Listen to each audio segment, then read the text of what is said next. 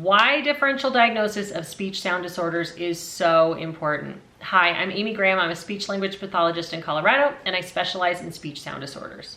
In order to treat a child or a teenager or even an adult with a speech sound disorder, we have to understand the nature of the deficit, because we won't be able to treat it efficiently unless we really understand that. So we have to do an assessment, a differential diagnosis, an analysis of what is truly going on. And that takes considering multiple aspects of your assessment battery to just consider whether or not you need to include that in your assessment in order to tell and tease out what could potentially be going on. So I want you to consider things like, have you gotten a good case history? That can give you some really, really helpful information. Have you done your oral facial exam? Have you determined whether or not those underlying structures or functions could potentially be impaired and be contributing to lack of progress in therapy?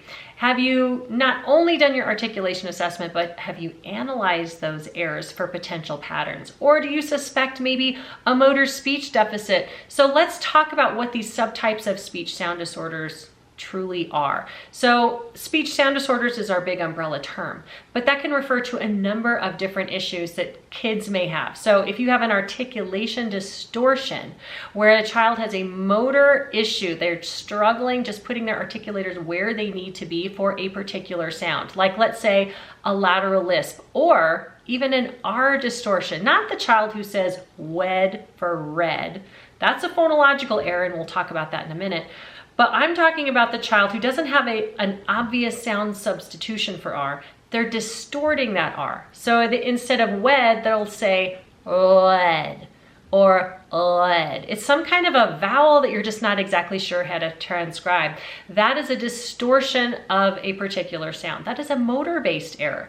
And we need to differentiate that from a phonological error, because we're going to actually treat those very differently. So for example, if I have a child who says wed for red, that's called gliding. And they may also be producing a W for an L sound, because liquids, L's and R's is a sound class, and they're producing a glide, a W sound in place of those in a very patterned, systemic way. So we need to analyze that assessment, analyze their errors, and determine if that is indeed what's going on, because those kids require a different type of intervention. So we'll talk about interventions in just a minute and why it's important to differentially diagnose. But let's talk about another subtype of speech sound disorders, motor speech deficits.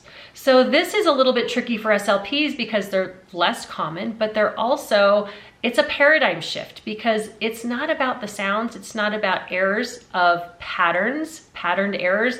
It is a movement-based, motor-based deficit. So our kids, for example, with childhood apraxia of speech, the issue is not about they struggle with a sound or they have a pattern like gliding or stopping. They may also have those, but it is mostly about motor planning and difficulty with the complex sequenced movements necessary for intelligible, fluid, smooth speech. We also have kids with dysarthria, where it's not an issue of motor planning, but it's motor execution with weakness of the muscles. And we would see a host of other issues, like other speech subsystems also being impaired, like breath support, impaired breath support, vocal quality, resonance, in addition to that weak articulatory contact due to that weakness. It's not just going to be about a sound, it'll be about their entire speech system. So why do we need to differentially diagnose those? Well, we need to do that because, like I said, they're treated very differently. If you have a child who has an articulation distortion, let's say that R distortion, we are going to appropriately teach that child how to produce that sound crisply and accurately in isolation. Make sure that they know exactly from a motor perspective where their articulators need to go, and help them with the precision of that movement. And then increasingly in more complex phonetic contexts, we're going to practice that sound. So that might sound familiar to you if you're in SLP, that traditional Van Riper style hierarchy where we focus on the sound in isolation, then work on it in a syllable, and then at a word level, and then in a different word positions, maybe initial word position, final word position. Then we'll take words and put them in phrases and then practice them in sentences and reading passages and so on.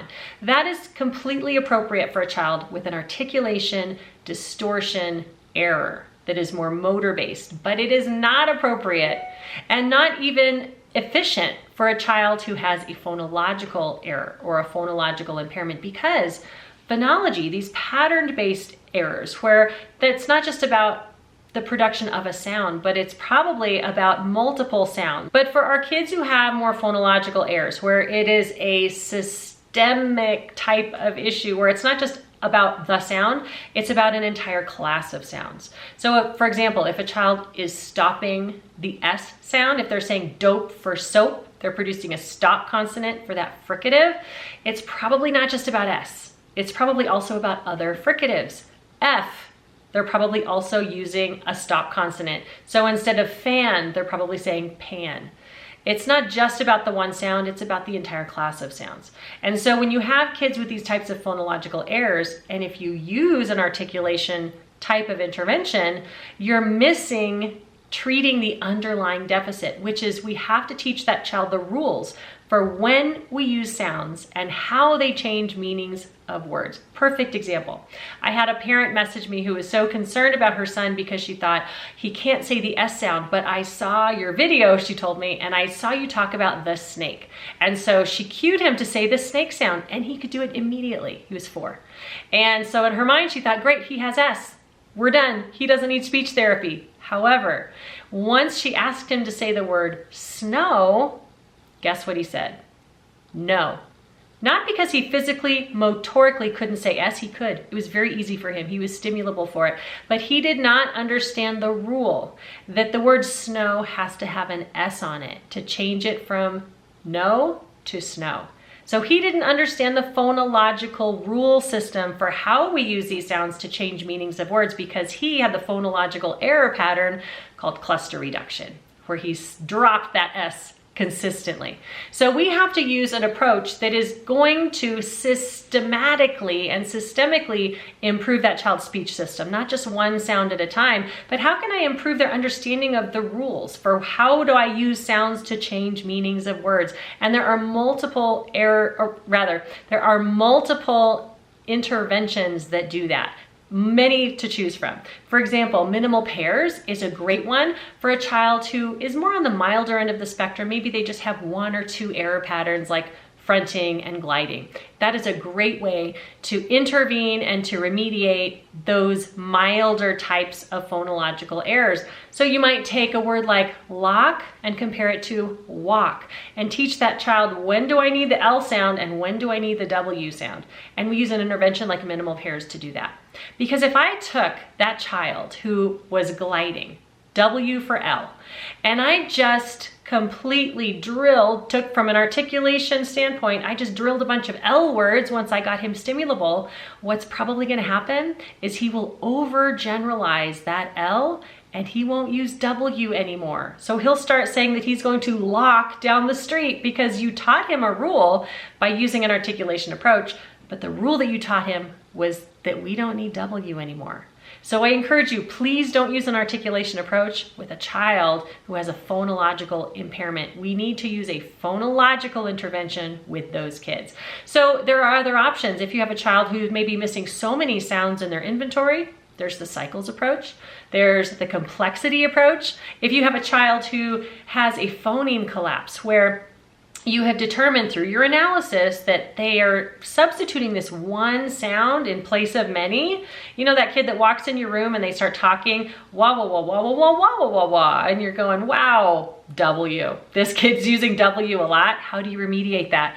A great option is multiple oppositions. So consider which phonological intervention will best match the subtype of speech sound disorder the child has, and then the nature of that particular error. So if you have a child on milder end of the spectrum, you're going to choose a different approach than more on the severe end of the spectrum. And then let's talk about our motor speech kids. If you have a child with childhood apraxia of speech, we've already said that motor speech deficits aren't about sounds. They're not about patterns, it's about movement. So we need to choose approaches that are going to improve their motor planning, improve their motor programming so that they're able to produce more speech accurately, fluidly, with appropriate prosody. And there are approaches that will help you do that. Like, for example, dynamic, temporal, and tactile cueing. So consider which approach is going to be most appropriate for that child on your caseload, because if you match the method to the deficit, you will see kids improve in real time so much quicker.